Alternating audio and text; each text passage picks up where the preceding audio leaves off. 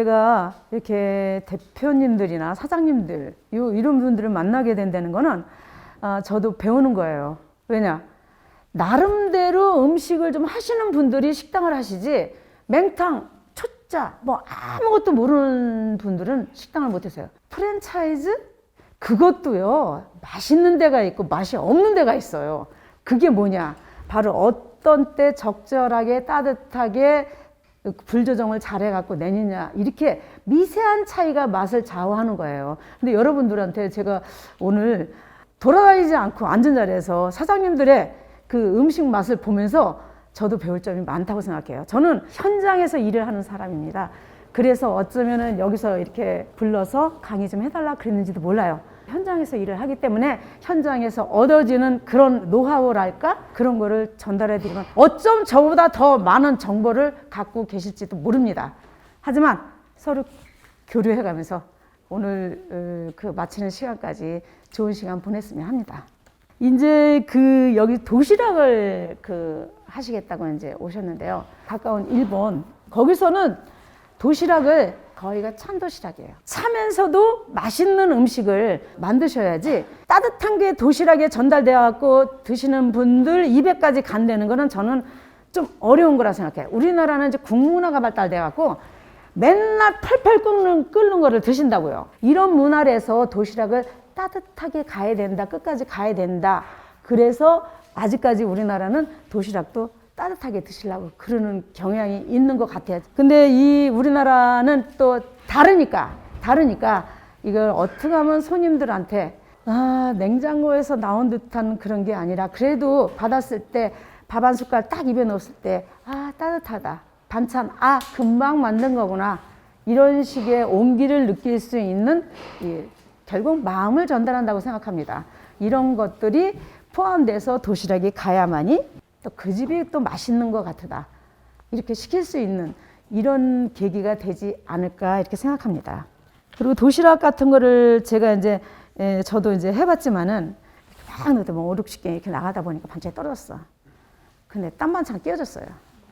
근데 그때는 저는 도시락을 한 상에 차려가지고 실내에서 먹을 수 있는 그런 걸 했어요. 근데 옆에 사람이 저기 있는 거 나도 주세요. 이런 게 생기더라고요. 그 도시락에 담는 게 항상 같은 게 담아져 나가야 한 집에서 2개를 시키는 경우에 그게 달라지면은 좀 그렇죠? 뭐라 그러겠죠? 사람의 취향들이 다 다르니까 그건 뭐 어쩔 수 없이 꼭 하셔야 되고 공깃밥도 사실은 맨날 푸는 제 동생이 같은 식당에서 같이 이제 도와주고 있어요. 근데 걔가 이제 밥 담당이에요. 공깃밥을 푸는데 어떻게 푸는 거는 뚜껑에 밥이 달라붙고 어떻게 푸는 건 뚜껑에 밥이 안 달라붙어요. 양이 조절이 안 된다는 얘기겠죠. 참 이 양 조절을 하기가 쉽지가 않은 것 같더라고요. 하지만 나 혼자 하는 거 아닙니다. 나 혼자 하는 거 아니기 때문에 모든 음식은 계량을 좀 하셔야 될 것 같아요. 계량을 해가지고 도시락에 담아야지 그렇지 않으면은 그런 이제 밥도 많았다 적었다 반찬도 또 많았다 적었다 이런 경향이 생겨요. 보면은 대부분의 어떻게 하시냐면 구람수로 재가지고 하시는 분이 있고 수저로 하시는 분이 있고 국자로 하시는 분이 있고 밥공기로 하시는 분이 있어요. 근데 다 구람수로 재셔야 돼요. 저울 갖다 놓고 내 가게에서 하는 모든 것이 구람수로 되어 있는 그 레시피가 꼭 필요하세요. 그리고 그렇게 하셔야 돼요. 그리고 컵도 마찬가지예요. 계량 컵을 쓰는데 근데 180ml짜리가 있고 200ml짜리가 있고 더 큰 게 있어요. 그러니까 한 컵이 어느 건지 몰라요. 딴 사람을 시킬 때는. 그러니까 한 컵 그러시지 말고 그것도 구람수로 재시는 게 제일 좋습니다. 뭐든지 구람이 제일 좋아요. 그렇게 해서 레시피화 해 놓으시는 게 내가 없을 때 딴 사람이 하더라도 그 좋은 결과를 얻으실 거예요. 그리고 식재료를 효율적으로 사는 거기는 그쪽은 남대문 시장이 가차와가지고 식재료 구입하는데 별로 문제가 없으시죠. 지금 한창 뭐가 나오는지. 그래서 한 번쯤은 계절이 바뀔 때쯤이면 시장에 한 번씩 조사를 나가시는 게 좋아요. 가락동 시장에 경매받는 그 코너에 들어가면은 그 경매받는 게 그 품목이 나오더라고요. 그걸 보시고 그때가 제일 싸고 맛있어요. 그리고 겨울철에는 해초류가 제일 싸고 맛있고 뭐 물미역이나 뭐 토시나 그런 것들을 이용해 갖고 저장을 해 놓으시면은 아마 도시락 할 적에 반찬 하나 덜해도 얼른 집어넣을 수가 있게 됩니다. 톡 같은 거는 이따가도 하실 거지만 졸여서 냉동을 시킵니다. 예, 졸여서 냉동을 시키면 다시 꺼냈을 때 참기름과 깨만 집어넣어도 그대로 돼요. 또 반찬을 어떻게 그 식재료를 하셔야 되냐면 저 같은 경우에 멸치 볶으면 즉석에서 다 볶으시죠. 즉석에서 볶으시면은 맛이 다 달라요. 급해서. 근데 그렇게 하시면은 음식이 매번마다 변하게 돼요. 그렇게 하시지 말고 기름에다 튀겨서 냉동시켜 놓으세요.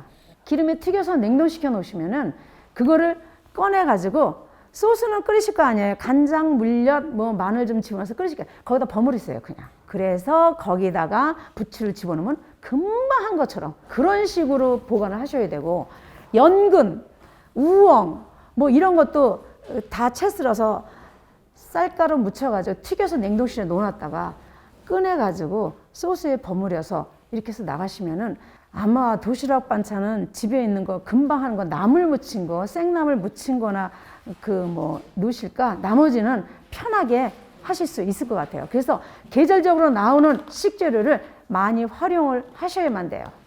그리고 도시락 하실 때 주 메뉴가 뭐냐? 고등어가 주 메뉴다. 그러면은 고등어를 먹었을 때 비린내가 안 나게끔 하셔야 돼요. 그리고 그거하고 어울리는 게 뭐냐?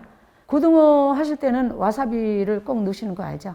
고기 같은 데는 새콤달콤한 게 꼭 하나씩 들어가야 되고, 이렇게 조화롭게 하셔야지 이 맛이 똑같고 이것도 먹어봤는데 이 맛도 똑같고, 그런 것보다 매콤한 거 있으면서 달짝지근한 거 있고 새콤한 거 있고, 주 메뉴에 따라서 반찬도 좀 달라져야 되는데, 솔직히 말해서 그렇게 되면 4가지 도시락인데 반찬이 한 수십 가지 있어야 돼요. 4가지 도시락을 메인 메뉴를 하는데 반찬이 거기마다 다 다를 수는 없어요. 하지만 보편으로 끼는 게 다른 거는 분명 끼일망정 기본적으로 따라가는 건 있어야 된다는 얘기죠. 그런데다 김치를 넣으실 것 같으면요, 제가 많이 먹어보니까 김치는 다 볶아서 넣어야 되겠더라고요. 이 김치를 우리가 이제 금방 한 거를 썰어서 이렇게 갖다 놓으면은 금방 색깔 변하고 물 빠지고 그래요. 근데 볶은 김치는 안 그러더라고요. 여러 군데 다녀봐도 김치를 다 볶더라고요. 도시락이 엉망이면은 하여튼 안 돼요. 그거는 다시는 안 시킵니다. 아무리 좋은 데다가 좋은 용기에 이렇게 담아도 우선 밥은 좀 따뜻하게 가셔야 되고, 그리고 반찬도 구색 맞춰가지고 정하셔야 되는 것 같아요. 시금치 돼지 불백 진짜 간단해요. 그래서 가을 되면은 한번 이 유자청을 쌀 때 그때 좀 사셔가지고 이거를 만들어서 두시면은 진짜 돼지고기 요리에는 유자청이 제일 냄새를 잘 잡는 것 같아요. 그럴 때 쓰시면 좋을 것 같아요. 그래서 오늘 유자청을 이용한 돼지 불백인데 진짜 간단해요. 재료라고 해봐야 간장과 유자청과 고춧가루, 요거 3개면 되는 거예요. 마늘도 다져서 안 집어넣어요. 그냥 썰어서 집어넣어요. 요게 요렇게 썰어요. 잘 못 써셔도 괜찮아요. 그리고 팬이 달궈지는 순간에 시금치니까 시금치는 이렇게 잘라서 준비합니다. 달궈진 팬에 마늘을 집어서서 마늘 기름을 냅니다.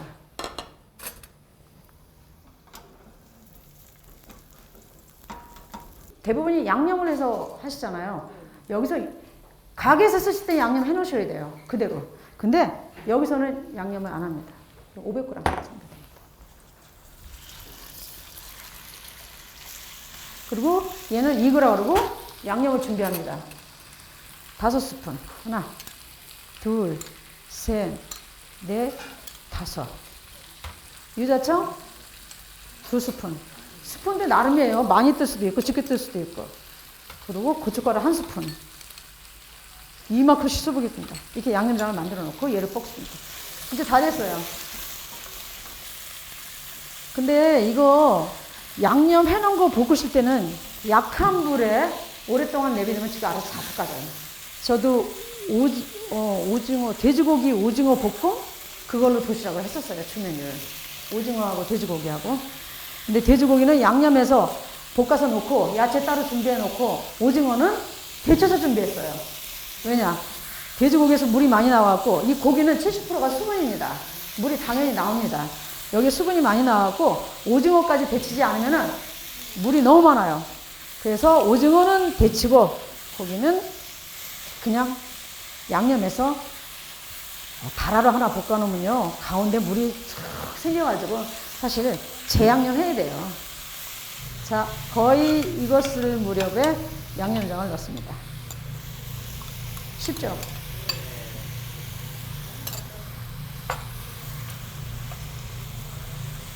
그래서 이 돼지고기는 대부분이 센 거 안 쓰시죠? 냉동 갖다 쓰시죠? 근데 냉동돼서 오기 때문에 사실 냄새가 납니다. 그렇게 냄새 날 적에는 유자청을 쓰시거나 우리 이제 피곤하시니까 홍삼 많이 드시죠? 네? 그 선물도 많이 들어오고 홍삼 한 방울씩만 떨어뜨리면 홍삼 돼지고기 불백이 됩니다. 인삼 냄새가 싹 나는 게 아주 그 냄새를 많이 잡을 수가 있습니다. 뭐 맛술이나 청주나 뭐 생강즙이나 뭐 다 필요 없어요. 예. 여기다 생강즙을 넣죠. 생강즙 짜서 집어넣죠. 생강즙도 양념하실 때 넣으시면 안 됩니다. 양념하실 때 넣으면은 고기가 써요. 생강이 너무 강해서. 생강은 항상 수육을 삶을 때도 겉면 고기가 익었을 때 생강을 집어넣어야 돼요. 썰어서. 그리고 이런데 양념하실 때도 고기가 어느 정도 익은 다음에 즙을 넣으시면 진짜 효과 짱이에요. 그 다음에 여기다가 준비해둔 시금치를 넣습니다. 이러면 끝난 거예요. 이렇게 볶다가 색깔이 좀 안 좋아. 좀 더 집어넣어. 뭐 그러시지 않아요? 좀 집어넣어. 근데 먹어봤어. 맛이 없어요. 유자청 좀 더 집어넣어. 달짝지근하게. 다 됐어요. 조금 모양을 내려면은 깨를 좀 뿌려주시고. 다 됐죠? 너무 빠르지 않아요? 진짜 쉽죠? 저는 이게 제 책에도 나와 있는 음식이지만요. 이런데 강의 나올 때는 제가 다시 해봅니다. 그리고 레시피를 다시 작성을 해요. 구람수를 해가지고. 근데 오늘은 그렇게 안 하는 음식이라 과연 음식이 어떻게 나왔을까 겁나 죽겠어요. 나도 먹어봐야 되는데. 오케이.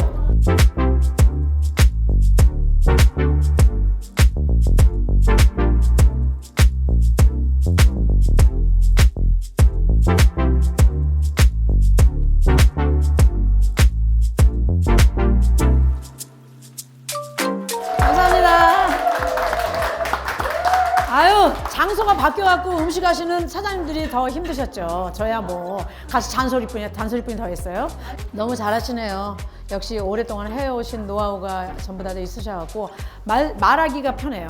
이렇게 얘기하면은 딱딱 알아들으셔갖고 제가 오늘 정말 좋은 거 많이 배워 갖고 갑니다. 저도 나중에 이제 다른 요리가 저도 이제 나올지 모르겠어요. 감사합니다. 수고들 많이 하셨습니다.